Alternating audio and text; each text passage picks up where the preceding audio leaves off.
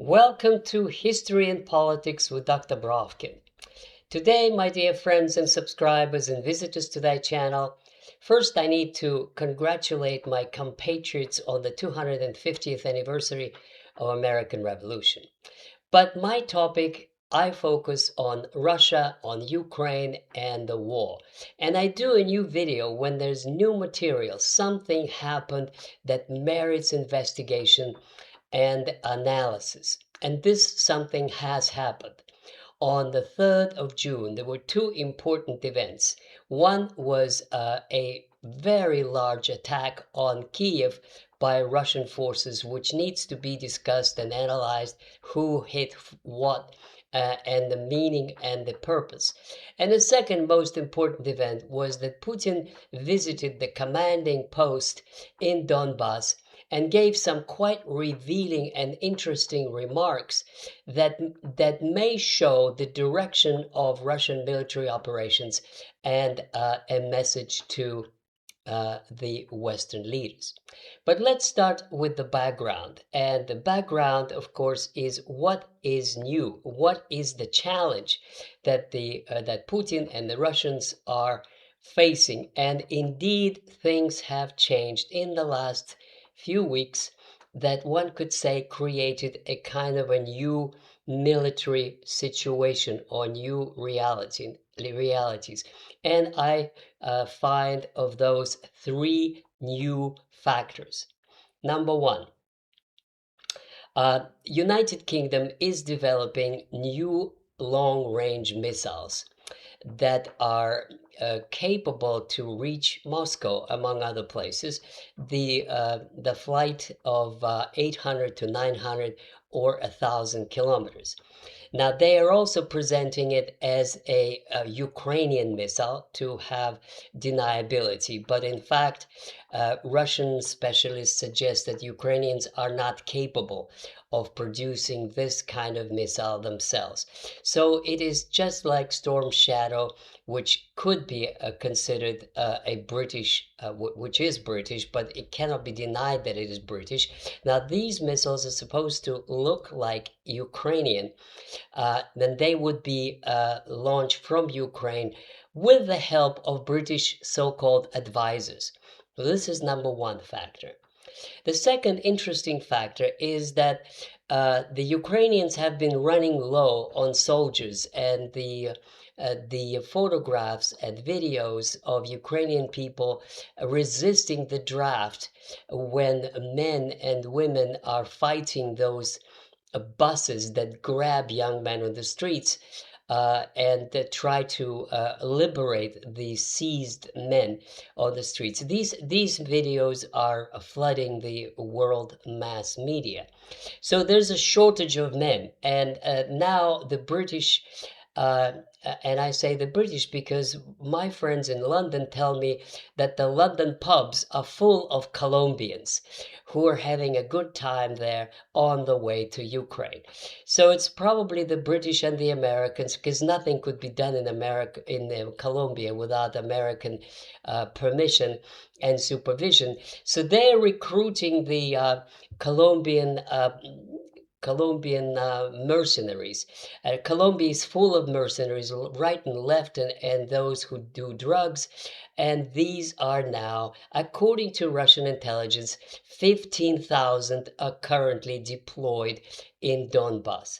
So, where you have it, you have British missiles, you have Colombian mercenaries, and factor number three that is also new, and that is the decision of EU at the G7 level, at the G7 meeting, to bypass the Ukrainians altogether in the distribution of the drones manufactured in EU, delivered to Ukraine, and then the advisors will be shooting them on Russia. In other words, Ukraine is becoming a kind of a sideshow. I mean, it is the European Union and UK that are producing both the missiles and the soldiers, and are delivering them, and are shooting that at Russia. Ukraine, and the fig leaf of this operation is that it's supposedly Ukrainian. So it's a classic proxy war, which UK EU is conducting against Russia. And that, of course, is something that the Russians have to react to. And Putin has devoted his latest remarks specifically about this situation. So, before I turn to his remarks, let me try to interpret why the Western pundits are now claiming that Ukraine is supposedly winning the war. Now, they say that when the Ukrainian drones hit Russian oil facilities, that is for them a testimony that Ukraine is winning. Now, that, of course, a preposterously strange and arrogant claim, because one would have to hit many years before hitting Russian industrial and storage facilities would bring Russia to her knees and plead for peace. Yes, Putin said this creates a problem, and we're working on that problem. But of course, this is not going to change the course of war. And to claim that this is some kind of a victory is something that they need for their own publics. They need to convince their own publics, voting publics, that it is worthwhile to continue what they believe is supporting Ukraine. In fact, conducting their own war against Russia under the guise of helping Ukraine. And they need that because there are elections and because there are budgets and because there's more and more countries within the EU who want to have nothing to do with it. Latest of them, Italy, for refusing to vote for the 2027 budget allocation to Ukraine. Now, and of course, there's summit of NATO coming up, and this is the big thing where the European war hawks, such as Macron and Merz, still hope against hope to convince Trump that it is essential to so-called help Ukraine, which means provide more weapons to Ukraine, to force Russia to negotiate. By that formula, force Russia to negotiate, they essentially mean force Russia to accept their conditions. Putin keeps repeating through Peskov that Russia is willing to negotiate on its terms that had been announced many, many, many times. 4 provinces plus Crimea plus denazification plus denazification plus restoration of Russian Church. So these terms are known, but the Europeans pretend that Russia is against any negotiated settlements, and they want to force Russia by these strikes to accept their terms. So that's the background, and this is the background as to why they're doing it, and Putin has responded to it in a very interesting, quite short speech where he appeared in military fatigues when he visited on the 3rd of July the commanding post of the Russian forces in Donbass. And so he said several important things. I start number one. First of all, he claimed that it is certainly not Ukraine that is winning. And he challenged those who claim that it does. Show me, name at least any territories where the Ukraine has advanced. There are none. All they have is the hits on civilian targets. He repeated that the drone attacks are on civilian targets and on oil infrastructure. The oil infrastructure can be seen as a military target, but what cannot be seen is deliberate drone attacks on civilians. And the infamous episode was earlier in the month when the dormitory was attacked with 26 girls sleeping peacefully and then killed.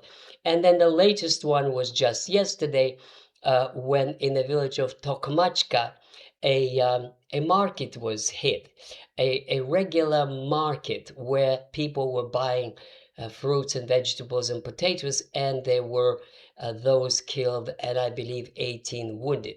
That is not some kind of a accidental explosion over some military facility. This was a deliberate drone strike on the civilian population. So Putin said that Russian forces are advancing, and he mentioned specific areas, but that's nothing new. They've been advancing, and I am not going to spend time on this.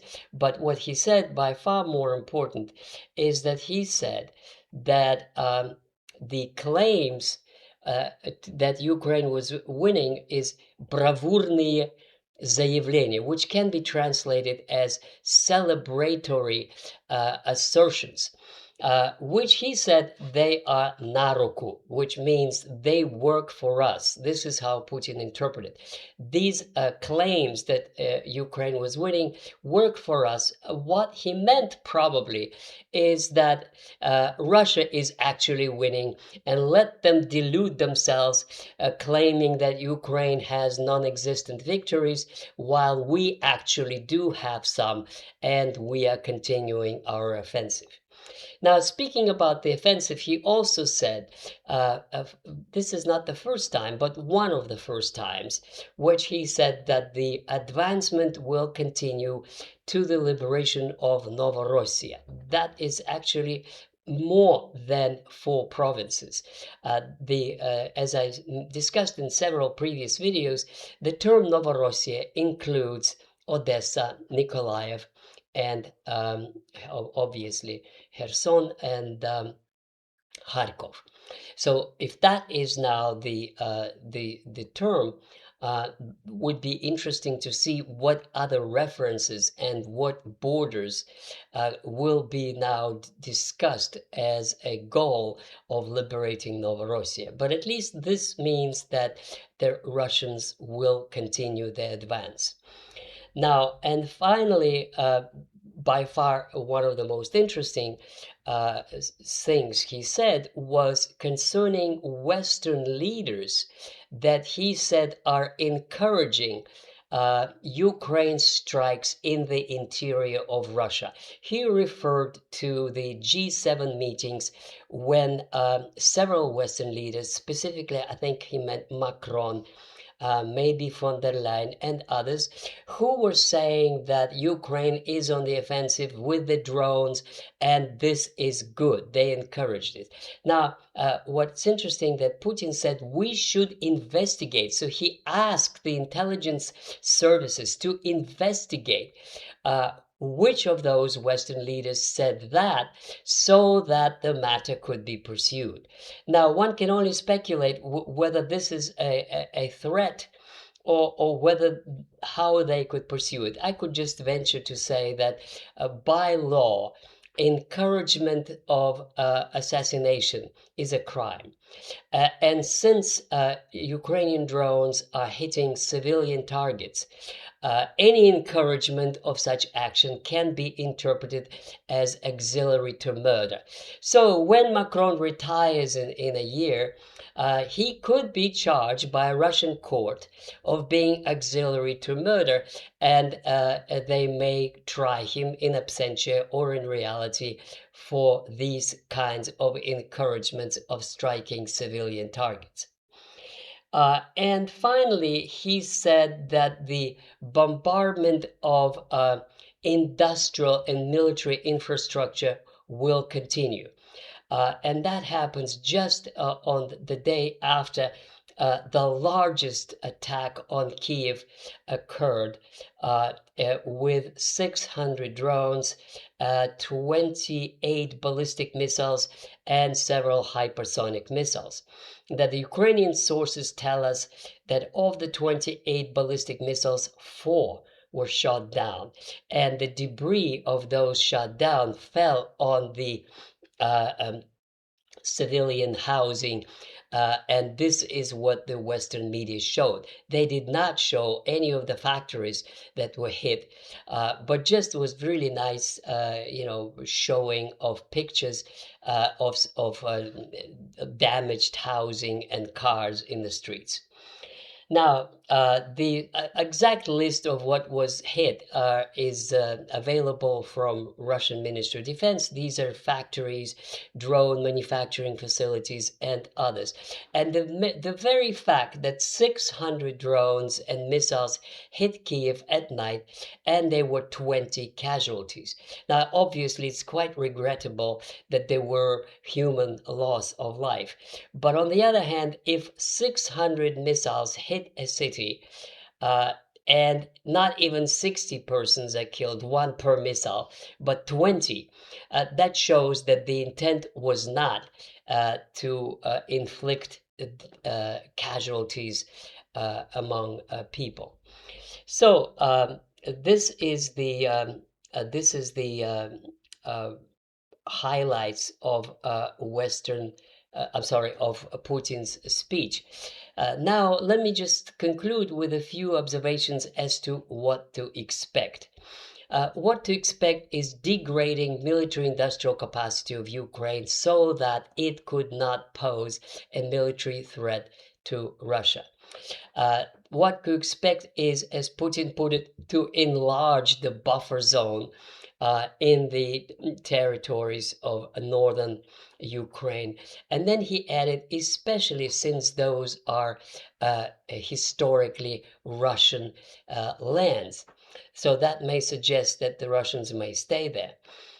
And finally, the option that is being discussed, but he didn't comment on it, is whether Russia at some point should retaliate against countries that produce missiles and other missiles for Ukraine to hit Russia. Now, from what Putin said, it appears that at the moment this is not on the agenda.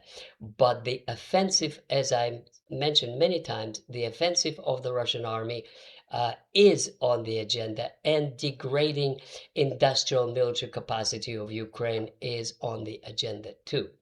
So this is it for today, my dear friends and subscribers. I want to remind you that I now have RSS podcast audio that you could listen to in various formats, in a variety of formats for radio or for audio podcasts. And those of you who like to read, I invite you to check my Substack channel. It's all in the description. Goodbye.